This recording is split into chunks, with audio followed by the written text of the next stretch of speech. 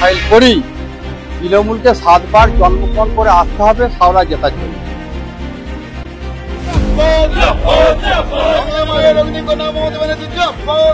বিনা প্রতিদ্বন্দ্বিতায় বিজেপি বিধায়কের গ্রামের সমবায় দখল করল তৃণমূল। গোঘাট 1 নম্বর ব্লকের শাওড়া গ্রাম পঞ্চায়েতের অন্তর্গত শেওড়া সমবায় সমিতি বোর্ড গঠনের আজ নমিনেশন জমা দেওয়ার দিন।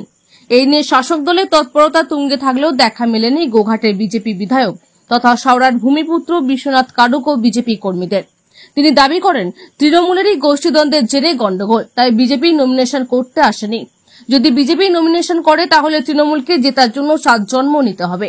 কাকু, যেটা দেখা যাচ্ছে যে শাওড়া সমবায় সমিতিতে তৃণমূলের দাবি বিজেপি কিন্তু নমিনেশন করতে পারেনি, কি বলবেন? আপনাকেও দেখা যায়নি এমনটাই ওরা জানাচ্ছে। বিজেপি যায়নি নয়, বিজেপি নমিনেশন করতে যায়নি আমরা এই জন্যই, ওদের নিজেদের গন্ডগোল হচ্ছে। 2 গোষ্ঠী লড়াই এবং 2 গোষ্ঠী মিলে ওদের নমিনেশন ফাইল করছে। আর আমরা নমিনেশন যদি ফাইল করি মানুষের ভোটে আমাদেরকে পরাজিত করা কোনো 7 জন্ম পারবে না। আমি চ্যালেঞ্জ করে বলতে পারি যদি আমরা নমিনেশন ফাইল করি তৃণমূলকে 7 বার জন্মগ্রহণ করে আসতে হবে হাওড়া জেতার জন্য।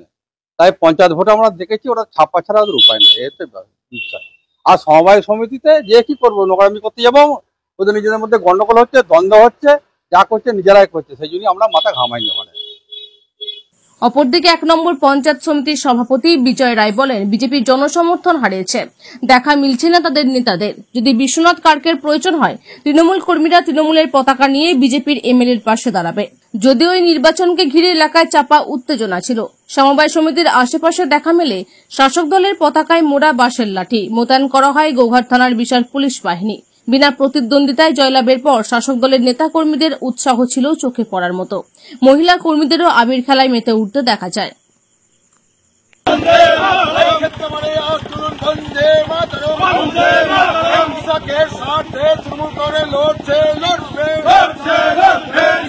বিজেপি আজকে দুর্বিন্দু খুঁজে পাওয়া যায়, কারণ মমতা ব্যানার্জি যে উন্নয়ন, কৃষকের প্রতি যে উন্নয়ন মমতা ব্যানার্জি দেখিয়েছেন 2011 সাল থেকে আজকে 2025 সাল, আজকে প্রত্যেকটা সারা বাংলার প্রত্যেকটি সমবায় কৃষি উন্নয়ন সমিতির যে সমবায় সমিতি প্রত্যেকটাতেই তৃণমূল কংগ্রেস জয়লাভ করছে।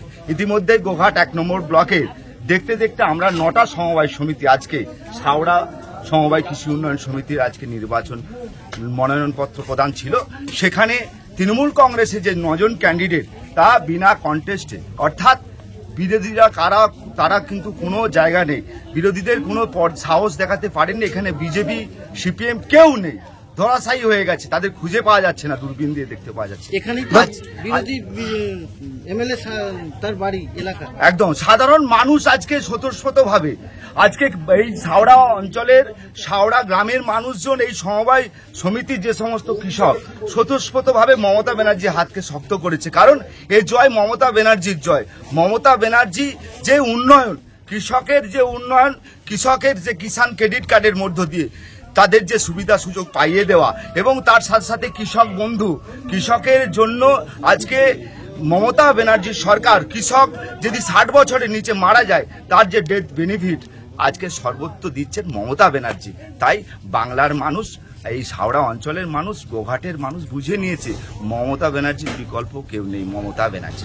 দাদা, এমএলএ দাবি করছেন যে এখানে আপনাদের গোষ্ঠীদ্বন্দ্বের জেরে বিজেপি নাকি নমিনেশন করতে আসেনি, যদি আসে তাহলে জেতার জন্য আপনাদেরকে 7টা জন্ম নিতে হবে, দাবি করেছেন গোঘাটের বিজেপি বিধায়ক বিশ্বনাথ কারক। বড় বড় কথা বলে, সাহস দেখাতে থাকলে আমরা তো চেয়েছি, আমরা তো প্রক্রিয়ার মধ্য দিয়ে লড়াই করতে চেয়েছি যে সাধারণ মানুষ রায় দেখ। এই তো আজকে সরকারি নিয়ম নীতি মেনেই কিন্তু নির্বাচন আজকে মনোনয়নপত্র প্রদান, তো সেখানে সাহস না দেখাতে বলে, তাদের কর্মী সমর্থক নেই, ওদের গোষ্ঠীদ্বন্দ্বে ওদের জরবার হয়ে গেছে, ওদের সংগঠন নেই। তিনি দাবি করছেন আপনাদের গোষ্ঠীদ্বন্দ্বের যে গন্ডগোল হয়েছিল তাই এত মানুষ গোষ্ঠীদ্বন্দ্ব আজকে আপনাদের এই ক্যামেরার সামনে বহু মানুষজন, আমাদের বুথের কর্মীরা, সাধারণ মানুষরা সবাই এসেছে, আজকে তা প্রমাণ দিয়ে দিয়েছে কে সত্য আর কে মিথ্যা বলছে। গ্রামের সমবায় সমিতি নির্বাচন, সেখানে দেখা মেলেনি বিজেপির কাউকেই, আপনারা এক প্রকার বিনা প্রতিদ্বন্দ্বিতায় জয়লাভ করেছেন, কি বলবেন? দেখুন, এটা হচ্ছে গোঘাট বিধানসভার মানুষ হিসাবে আমরা এটাকে খুবই লজ্জাজনক বিষয় মনে করি যে সাউরা অঞ্চল এমন এক ভাইটাল অঞ্চল যেখানে সে সিপিএম এর আমল থেকে দেখেছি যে স্কুল নির্বাচন হলেও এখানে মার্ডার হয়।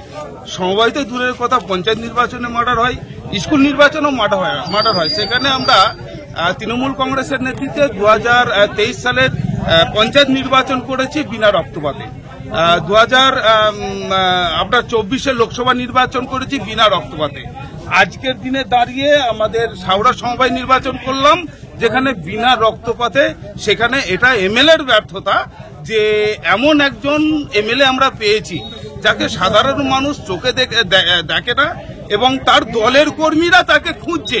যে মোদি বলেছিল যে 15 লক্ষ টাকা দেব, তার দলের কর্মীরা আজকে আবেদন করছে। যদি বিশ্বনাথ কারক বিজেপির বিধায়ককে তার দলের কর্মীরা আমাদেরকে অনুরোধ করছে যে আপনারা যদি এনে দিতে পারেন তাহলে ওনারা আমাদেরকে 15 লক্ষ টাকা দেবেন বলে ওনারা ঘোষণা করেছে। এরকম বিধায়কের নেতৃত্বে বিজেপি চলছে। বিজেপির যত কথা বলবো জোকারের দলে পরিণত হয়েছে, না কথা বলাই। সেই কারণেই কি বিজেপি বিধায়ক স্বইচ্ছা শাসকের হাতে তুলে দিল সমবায় সমিতি? না, স্বইচ্ছা নয়। বিষয় হচ্ছে যে যখন মাটি শক্ত থাকে তখন সবাই খেলতে ভালোবাসে। বিজেপির বর্তমানে সাউরা অঞ্চল নয়, সারা বিধানসভার মাটি এত নরম হয়ে গেছে যে ওরা খেলার সাহস পাচ্ছে না। তাই দলের কর্মী নাই, সমর্থক নাই, একা রাজা রাজত্ব করছেন বিশ্বনাথ কারক। ওনার পাশে ওনার দলের কর্মীরা নাই, সাধারণ মানুষ তো দূরের কথা। আর আমরা আবেদন করছি উনি যদি কোনো সময় আমাদেরকে হেল্প চান, আমরা তৃণমূল কংগ্রেসের ঝান্ডা নিয়ে ওনার পাশে দাঁড়িয়ে ওনার দলকে আমরা হেল্প করবো, এই দায়িত্ব কিন্তু বলে গেলাম।